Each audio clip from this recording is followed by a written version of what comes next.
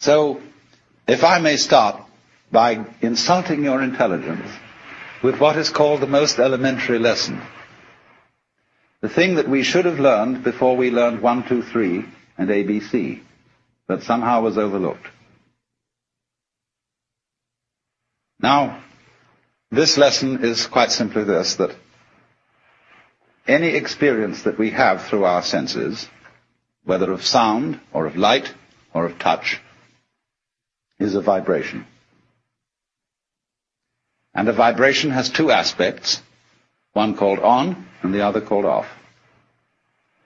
Vibration seems to be propagated in waves, and every wave system has crests and it has troughs. And so life is a system of now you see it, now you don't. And these two aspects always go together. For example, sound is not pure sound. It is a rapid alternation of sound and silence. And that's simply the way things are. Only you must remember that the crest and the trough of a wave are inseparable. Nobody ever saw crests without troughs or troughs without crests, just as you don't encounter in life people with fronts but no backs. Just as you don't encounter a coin that has the heads but no tails. And although the heads and the tails, the fronts and the backs, the positives and the negatives are different, they're at the same time one. And one has to get used fundamentally to the notion that different things can be inseparable. That what is explicitly two can at the same time be implicitly one. If you forget that, very funny things happen. If therefore we forget, you see, that black and white are inseparable, and that existence is constituted equivalently by being and non-being, then we get scared. And we have to play a game called, black might win. And once we get into the fear that black, the negative side, might win, we are compelled to play the game, but white must win. And from that start all our troubles. Because you see, the human awareness is a very odd mechanism. I don't think mechanism is quite the right word, but it'll do for the moment. That is to say, we have as a species specialized in a certain kind of awareness, which we call conscious attention. And by this we have the faculty of examining the details of life very closely. We can restrict our gaze, and it corresponds somewhat to the peripheral field, the central field of vision in the eyes. We have central vision, we have peripheral vision. Central vision is that which we use for reading, for all sorts of close work, and it's like using a spotlight, whereas peripheral vision is more like using a floodlight. Now, civilization and civilized human beings, for maybe 5,000 years, maybe much longer, have learned to specialize in concentrated attention. Even if a person's attention span is short, he is, as it were, wavering his spotlight over many fields.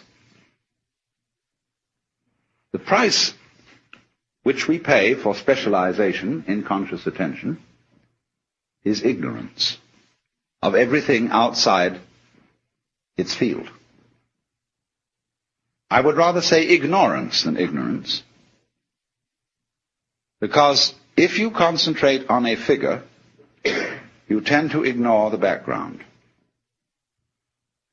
You tend, therefore, to see the world in a disintegrated aspect. You take separate things and events seriously, imagining that these really do exist, when actually they have the same kind of existence as an individual's interpretation of a Rorschach blot. They're what you make out of it. In fact, our physical world is a system of inseparable differences. Everything exists with everything else. But we contrive not to notice that, because what we notice is what is noteworthy. And we notice it in terms of notations. Numbers, words, images. What is notable, noteworthy, notated, noticed, is what appears to us to be significant, and the rest is ignored as insignificant. And as a result of that, we select from the total input that goes to our senses only a very small fraction. And this causes us to believe that we are separate beings, isolated by the boundary of the epidermis from the rest of the world. You see, this is also the mechanism involved in not noticing that black and white go together. Not noticing that every inside has an outside, and that the inside, what's inside, goes on inside your skin, is inseparable from what goes on outside your skin. You see that, for example, in the science of ecology,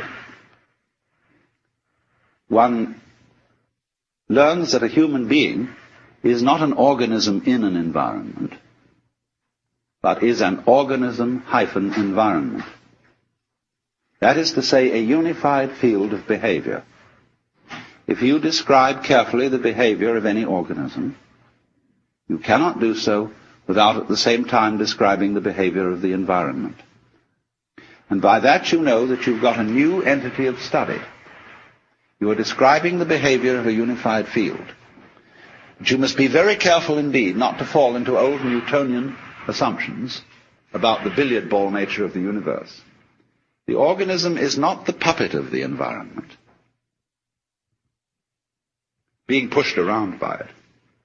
Nor, on the other hand, is the environment the puppet of the organism, being pushed around by the organism. The relationship between them is, to use John Dewey's word, transactional. A transaction being a situation like buying and selling, in which there is no buying unless somebody sells, and no selling unless somebody buys. So that fundamental relationship between ourselves and the world, which is in an old-fashioned way by people such as Skinner, who has not updated his philosophy, interpreted in terms of Newtonian mechanics. He interprets the organism as something determined by the total environment. And he doesn't see that in a more modern way of talking about it, we're simply describing a unified field of behavior, which is nothing more than what any mystic ever said.